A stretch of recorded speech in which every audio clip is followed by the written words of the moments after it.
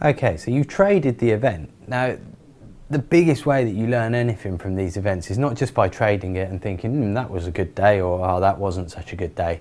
It's going through a debrief, going through a clear structure on how you're going to reflect on the event, where the opportunities were, what opportunities you took, whether you could have improved on any of those opportunities that you took. It's not all about picking fault in things you've done, but understanding what's happened throughout the trade, throughout the event, that's then going to give you more opportunity to learn and more opportunity to spot trades going forward.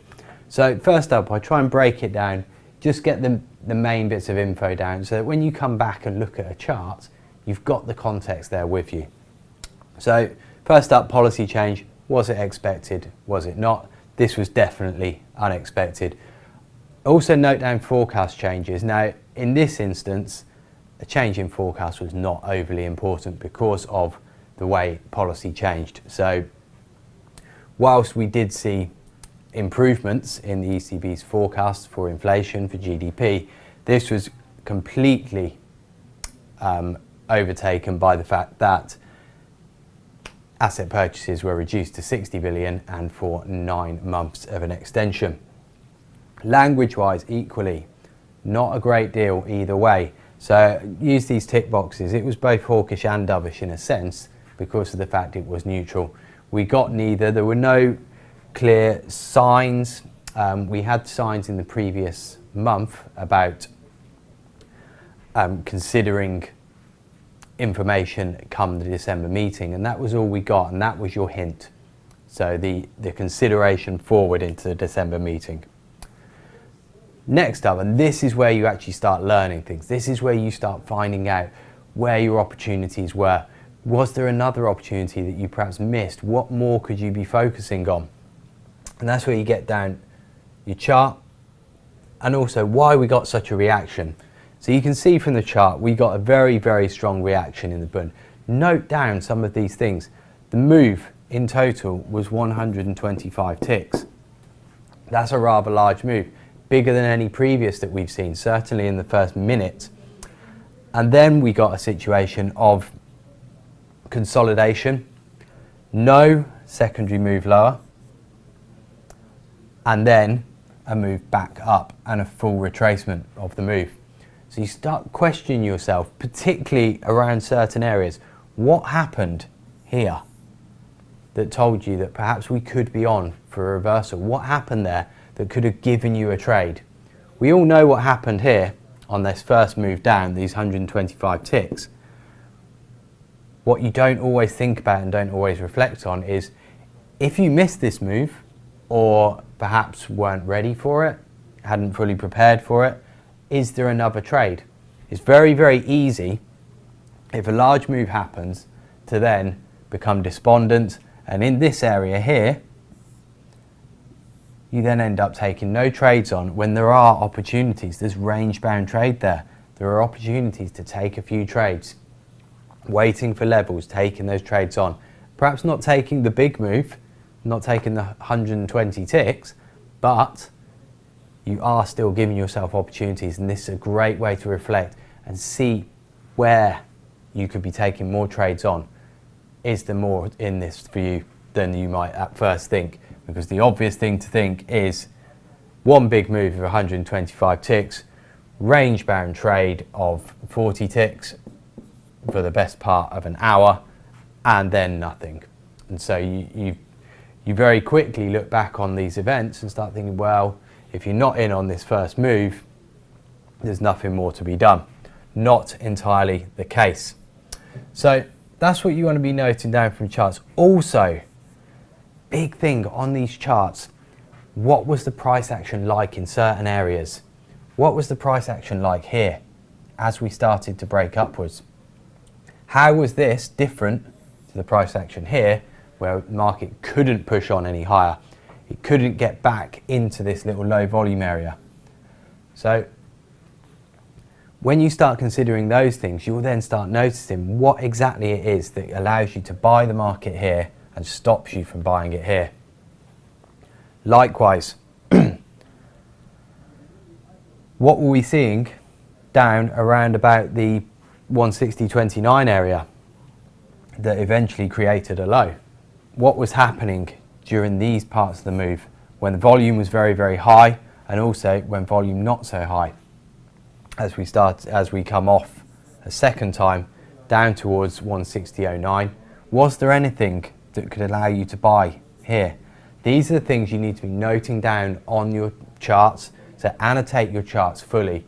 Write down everything you were thinking at the time as well, because that is key information. That will help you very quickly establish whether the trade was there or whether you were fishing for a trade potentially. So get all of those things down, and also why exactly we did it, why exactly we got the move that we did. And I've got that a little bit lower down in terms of the key things to be noting down. This 60 billion change, that's the key one that you want to be noting. 60 billion change, that was what created the move. Other than that, everything else reasonably similar. Note also the news on rates came 1 second before the news on asset purchases.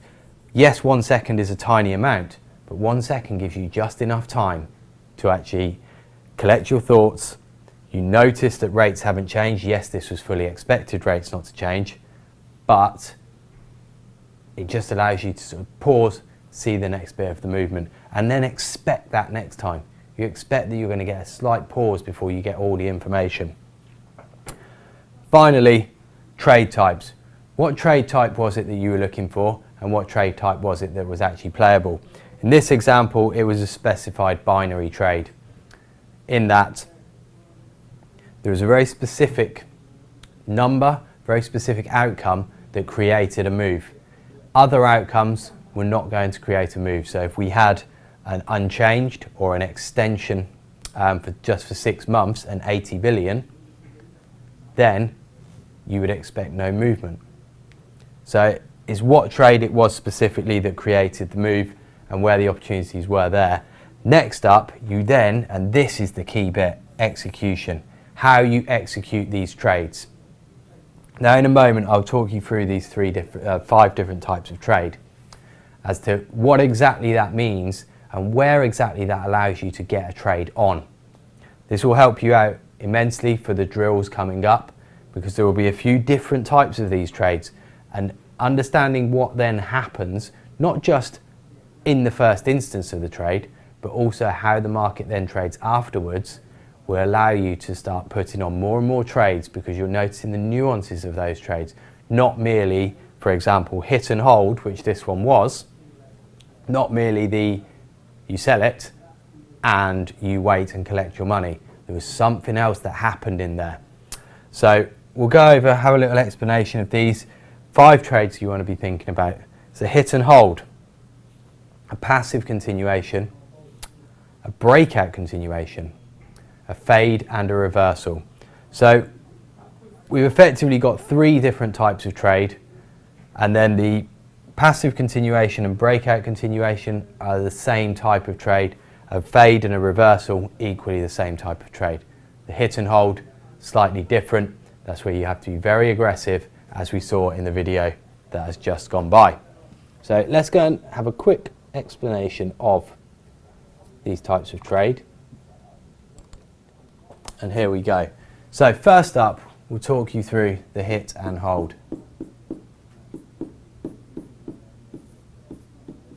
Now in a hit and hold trade, this is what you use to trade a binary event, a specified binary event. You know exactly the information you want to see, and you trade that. You trade it very aggressively, as we just saw in the previous video, and then you expect an oversized move to start with that then continues. So say this move is to the upside, what you're likely to get is a move that surges very quickly, first 10 seconds, 30 seconds. You're then going to get still very aggressive moves, still very fast moves that then start to continue higher. So you might find that you get a pullback and some buying, and the market then continues to move in a more sort of flow way. The market will flow backwards and continue, flow backwards and continue. Whereas from a chart point of view, as we just saw, it looks as if it's gone in one straight line and just gone like that. Not really the case. So it's understanding what happens here, here, here that helps you stay in those trades. Visualize that pattern when you're taking these trades on, as opposed to just assuming that if you click, it's just going to keep going on side.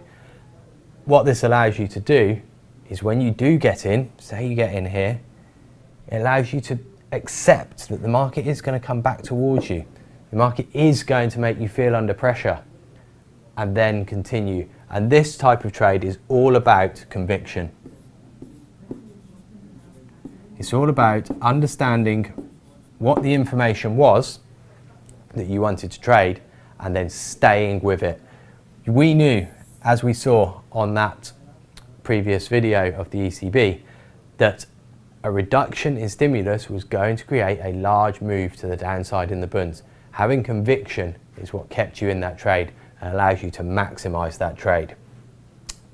So, if it's not a hit and hold trade, and perhaps something that requires a little bit more interpretation, or perhaps the first move isn't clear as to why, but you do feel that there's another trade in it, you then are looking for a continuation trade.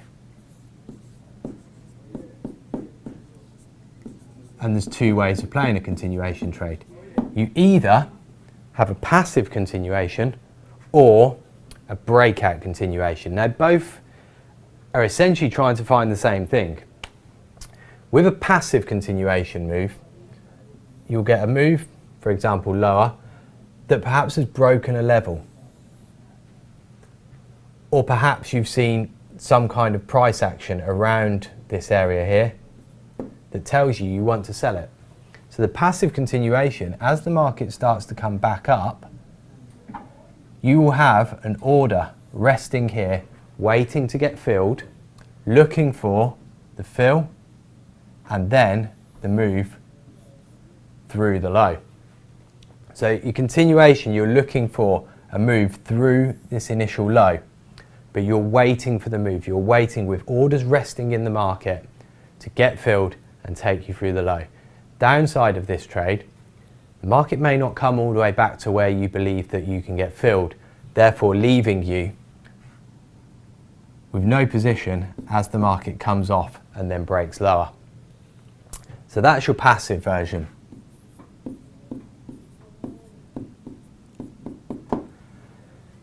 Now with a breakout continuation, you're not thinking about the previous areas to get in, you're not waiting resting orders. What you're looking for is the break lower, same level that we've broken, get the pullback, and perhaps we don't reach the level, and then we start coming back off, and you're looking then to sell it as the speed increases as we go through the low.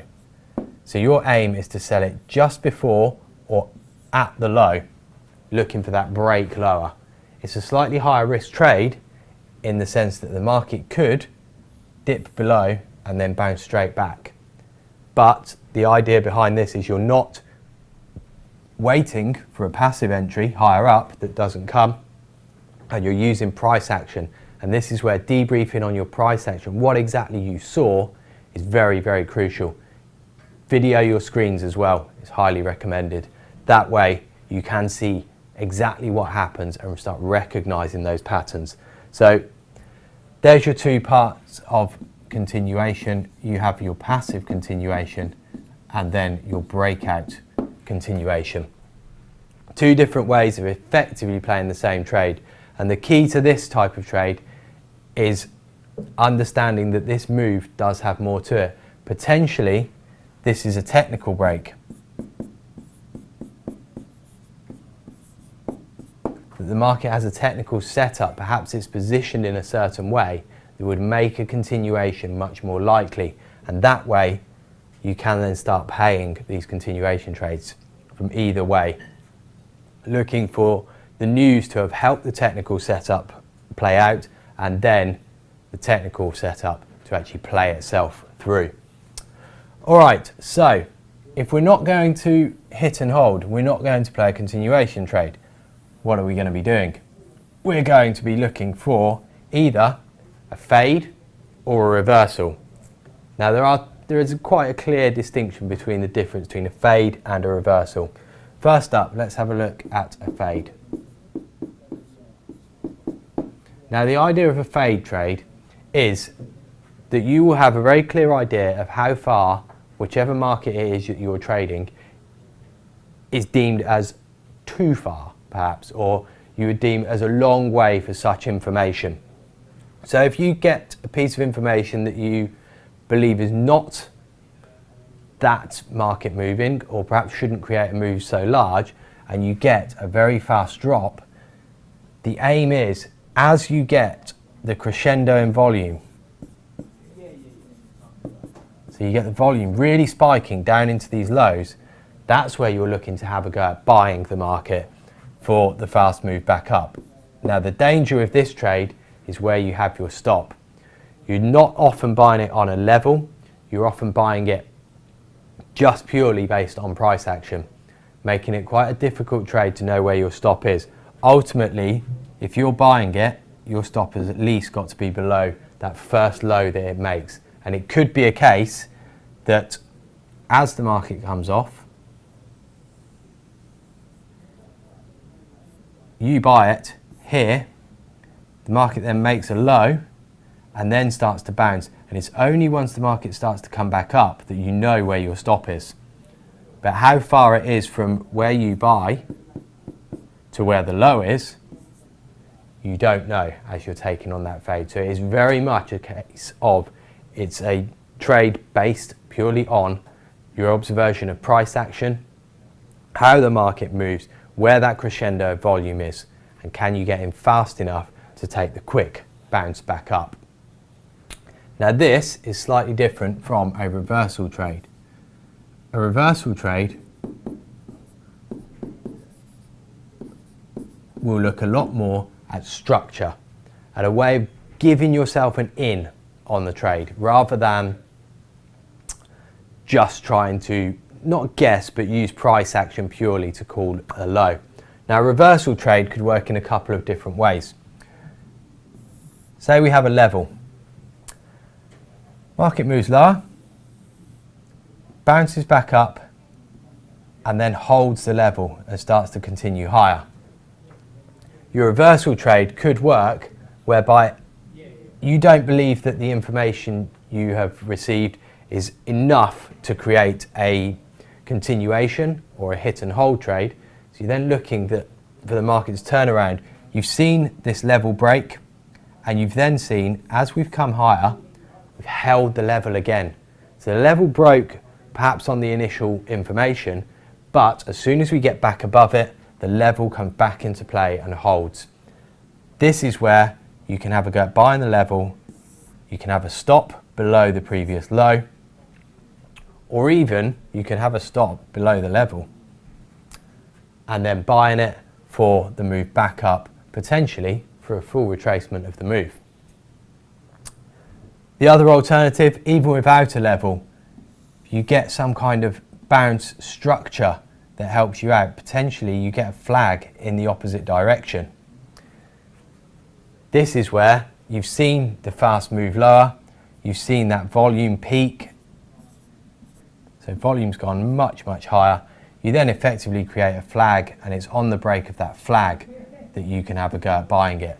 So it's all about using a structure, using some kind of technical pattern that allows you in on a reversal trade as opposed to a fade trade, which has a much, much more aggressive nature to it and very price action based trade. So watch back any videos that you've made, have a look at how these things can play out. Now if we go back and have a look at our debrief, you can see that there's a couple of opportunities for both reversals and continuation trades. Now you'll remember in the video we mentioned 160.72. This bounce here came to 70, and this is where your passive continuation trade would not have given you an opportunity.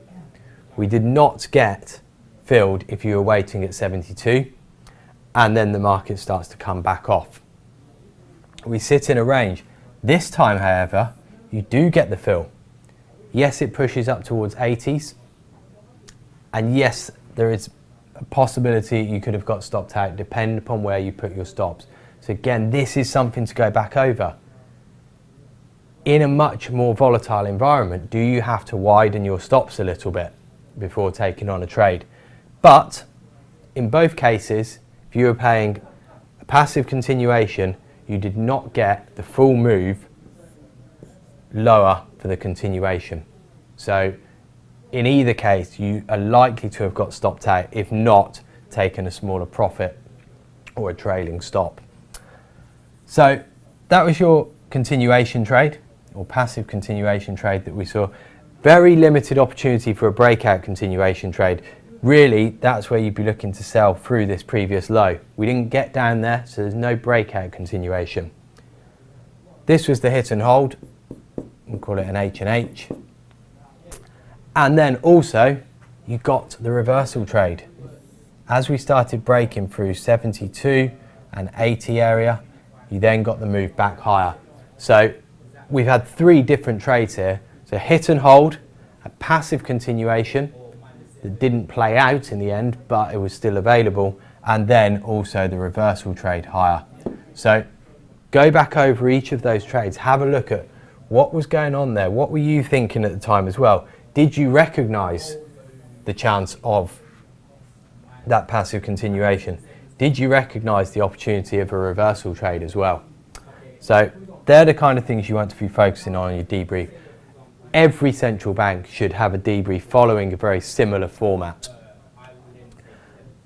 That way, you consistently go over things in the same way, and by using the same logical patterns that you review events with, gets them to stick clearer. It also allows you to get a little bit more thoughtful about what you can do in future, on future moves. By noting these things down, by noting down the facts of how things changed, just stimulates the brain to start thinking about other trades that are available, other trades that perhaps you wouldn't have thought about previously. So that's the importance of a debrief, and also an explanation of the different ways you can execute trades based on central bank events, or any macro event for that matter. Any kind of news event will have the similar type of execution on all trades. All right, let's move on. We're going to move on and have a look at some drills. And this is where you can start implementing some of those ideas, implementing some of those trades.